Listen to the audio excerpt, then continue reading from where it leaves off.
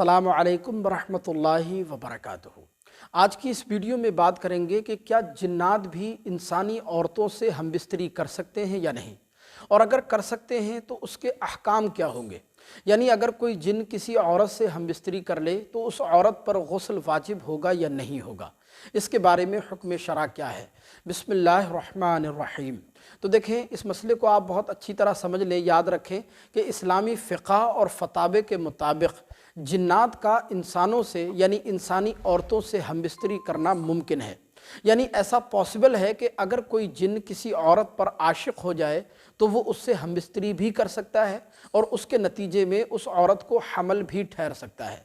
इसीलिए हमारे आक़ाए करीम सल्लल्लाहु अलैहि वसल्लम ने हमबिस्तरी बिल्कुल जानवरों की तरह बरहना होकर हमबिस्तरी करने से मना फरमाया, बल्कि हुक्म यह है कि जब आप हमबिस्तरी करें तो ऊपर से चादर वगैरह डाल लिया करें ताकि पर्दा हो जाए।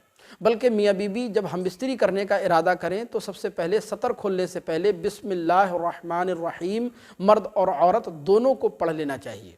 इसका फ़ायदा ये होता है कि जब मियाँ बीबी बिस्मिल्लाहिर्रहमानिर्रहीम पढ़ लेते हैं तो उनके दरमियान और जिन्नात और शयातीन के दरमियान एक पर्दा हाइल हो जाता है, जिसकी वजह से वो मर्द और औरत जिन्नात और शयातीन के असर से महफूज हो जाते हैं।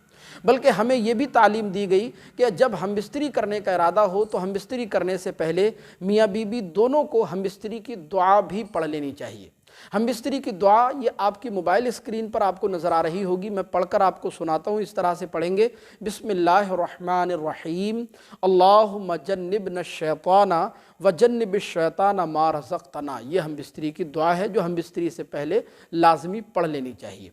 अब रहा गुस्ल वाजिब होने का मसला कि गुस्ल वाजिब होगा या नहीं होगा, तो देखें इसके बारे में दो सूरतें हैं। अगर कोई जिन किसी औरत से इंसानी शक्ल में आकर मर्द की शक्ल इख्तियार करके या उस औरत के शौहर की शक्ल इख्तियार करके वो उस औरत से हमबिस्तरी करता है तो ऐसी सूरत में तो हशफा गायब होने से ही उस औरत पर गुस्ल वाजिब हो जाएगा, भले ही इंजाल हो या ना हो, मनी निकले या ना निकले। पहली सूरत तो ये है। दूसरी सूरत यह है कि अगर वो इंसानी शक्ल में ना आकर बल्कि गैर मरई तरीक़े से औरत से हमबिस्तरी करता है तो ऐसी सूरत में उस औरत पर तब तक गुस्ल वाजिब नहीं होगा जब तक कि उसको इंजाल ना हो, उसका मादा मनविया ना निकले, उसकी मनी खारिज ना हो। हज़रत सदरुल शरिया अल्लामा अमजद अली आज़मी अलैहि रहमा तहरीर फरमाते हैं कि अगर जिन आदमी की शक्ल बनकर आया और औरत से जिमा किया तो हशफा के गायब होने से ही गुस्ल वाजिब हो गया, और अगर आदमी की शक्ल पर ना हो तो जब तक औरत को इंजाल ना हो तब तक गुस्ल वाजिब नहीं होगा।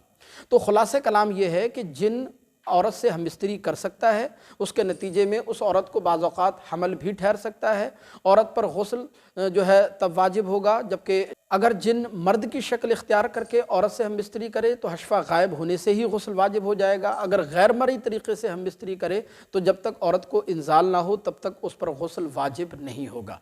हमें उम्मीद है कि ये बात आपको अच्छी तरह समझ आ गई होगी। मज़ीद इसके मुताल्लिक़ कोई मसला आपको मालूम करना है तो कमेंट बॉक्स में हमें ज़रूर बताइएगा, और इसी तरह की वीडियोज़ देखने के लिए चैनल को सब्सक्राइब करके ज़रूर रखिएगा। अस्सलामु अलैकुम वरहमतुल्लाह।